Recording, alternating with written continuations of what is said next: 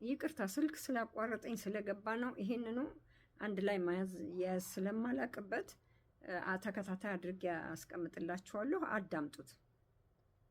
እና በዚህ ሚዲያ ላይ መጨቃጨቅና በወንድሞችና በእህቶች መካከል እንደዛ አይነት አተከሮ ሲፈጠር ማንን ይጠቅማል ብለን አስበን እንደሆነ አላቅም። ሰይጣንን እያገዝነው እንደሆነ አወቁ።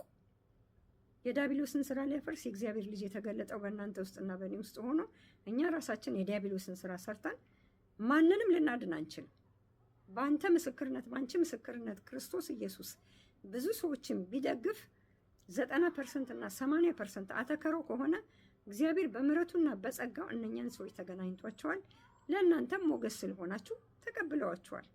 ከዛ ውጭ ግን ወገኖቼ የሚደረገው ነገር በኢትዮጵያውያኖች ወገኖቼ መካከል ያለው አተከሮ፣ ሌሎችም አሁን እንደውም የገጠመኝ እዚህ ሀገርም እያወጡ የሰዎችን አገልግሎት ልክኛ እንግዲህ እናንተ ከዚህ ነው መሰለኝ ያመጣችሁ ወይ እነሱ ከእናንተ ጋር ያምጡት፣ አላውቅ አልገባኝም። እና ስለዚህ አደራረጋችንን ብናስተካክል ጥሩ ነው።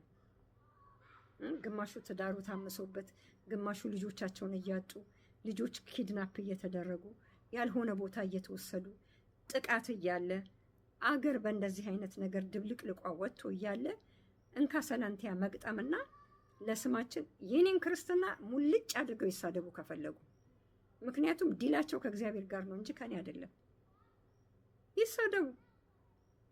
ምክንያቱም ዳዊት እንኳን ምንድን ነው ያለው? እነሱ ድንጋይ የወረወረበትንና የዘለፈውን ሰው ሊደበድቡት ሊወግሩት ፈለጉ፣ ሊገሉት ፈለጉ። ዳዊት ግን ምን አለ? እግዚአብሔር ስደብ ብሎት ልኮት እንደሆነ ተውታል። እንደ ልቤ የተባለለት የእግዚአብሔር ባሪያ እንደሱ ነው እኔ የማውቀው ማለት ነው። ጳውሎስ ደግሞ ምን አለ? በውጭ የሐሰት ወሬ፣ በውስጥ የሐሰት ወሬ፣ በወገኖች የሐሰት ወሬ፣ በወንድሞች የሐሰት ወሬ፣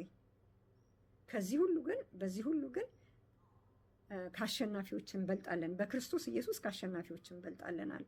ይህ ትምክህቴ ወዴት ሄደና ነው አተከሮ ውስጥ የምንገጥመው? እስር ቤት ሆነው የዘመሩት እያለ ደማችን እየተንተከተከ ወንድ ነኝ ጀግና ነኝ እኔ አባት እኔ ኧረ በኢየሱስ ስም አሮን ነው ዋቱ ሳይ።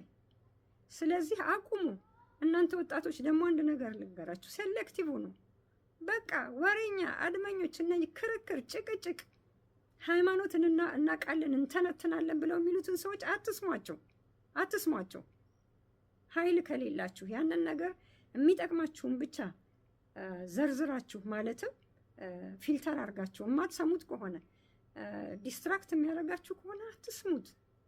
እኔ እነሱን አትስሙ ማለት አይደለም፣ ግን እውነት እዛ ቦታ ላይ ህይወት የሚሰጣችሁ ከሆነ ስሙት። በጣም የሚገርም ነው። እግዚአብሔር ይባርከው ቴዲ።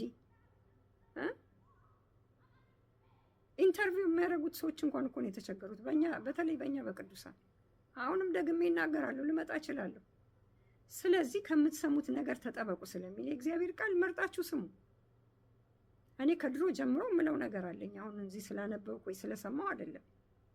አንደኛው እህቴ በደንብ ታውቃለች። ሁሌ ምላት እኔ መስማት አልፈልግም፣ ምክንያቱም አይምሮዬን ለብዙ ነገር ፈልገዋለሁ ል ነበር። እንደ እግዚአብሔርን ነገር ጥሬን እንኳን ሳላቅ ወገኖቼ አያዋጣንም። ሀገር እየተተራመሰች የክርስቶስ ኢየሱስ መምጫ በደጅ ሆኖ እያለ በዚህ ላይ ከፊታችን በጣም ከባድ መከራ የሚገጥመን ነገር አለ።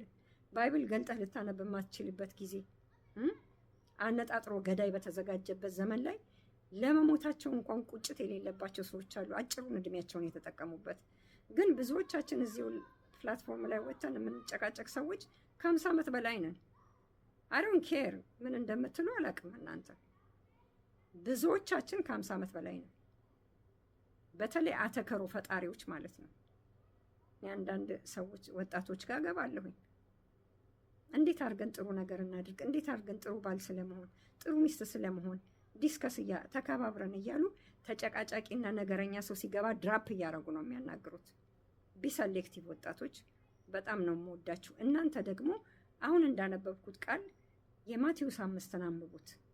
ምክንያቱም ጥቃታችሁ ከእግዚአብሔር ዘንድ በረከት ያመጣላችኋል። ማንም ያጥቃችሁ ማንም። የተመረጠ ሰው ደግሞ ይገፋል። ስለዚህ በምድር የምትንገላቱትን አትቁጠሩት፣ በሰማይ ክብር አለ። በዚህ ምድር ደግሞ እኛ ከታገስንና እግዚአብሔርን አክብረን ካለፍን ሽልማት አለ። የሚገርማችሁ ደግሞ የሚሰናከሉባችሁ ሰዎች እንዳሉ ደግሞ በጣም ደግሞ በእናንተ ይሄ ትምህርት ያደርጋል ብላችሁ የማታስቡት ለምሳሌ እኔ ቤቴ በር ላይ የማደርጋቸው ዲኮሬሽኖች፣ ጥቅሶች ለሲዝን የማስቀምጣቸው በአካባቢ ያሉ ሰዎች በሙሉ ይነግሩኛል። ይሄን ነገር ስለነገሩኝ አይደለም የማደርገው። በቃ ለእኔ ለሲዝኔ የሚያስፈልገኝን ደስ እንዲለኝ አረጋለሁ። መጀመሪያ ስጀምር እንደዛ ቢሆንም አሁን ግን ቸል እንኳን እንዳለል የሚያደርገኝ ምንድን ነው? አንድ ሰው ይጽናናበታል እያልኩ ነው። አቁመው እያናገሩ ጊዶን ነው ምን ያህል እንደዚህ እንደሚረዳን ምን ያህል እንደዚህ ደስ እንደሚያሰኝን አታውቂም። ደግሞ ሲዝኑን ጠብቀሽ አበባ ስታደርጊ ራሱ እረፍት ይሆንልን። ይገርመናል። እግዚአብሔር እንዴት ረድቶሻል፣ እንዴት ጸጋ በስቶልሻል ብለው ጸጋ እንደበዛልኝ ያስታውሱኛል። ለእኔ ኖርማል ብዬ ባረኩት ነገር ማለት ነው። መደነቁ ሳይሆን ለካ እኔ ኖርማል ብዬ የማደርገው ጌታ ረድቶኝ ነው። ወገኖቼ እግዚአብሔር ይረዳቸዋል። ግን ስትተኙ መልካምን አሰላስሉ። ጌታ ኢየሱስ ስሙ ይባረክ። ተባረኩ። በጣም ነው የምወዳችሁ።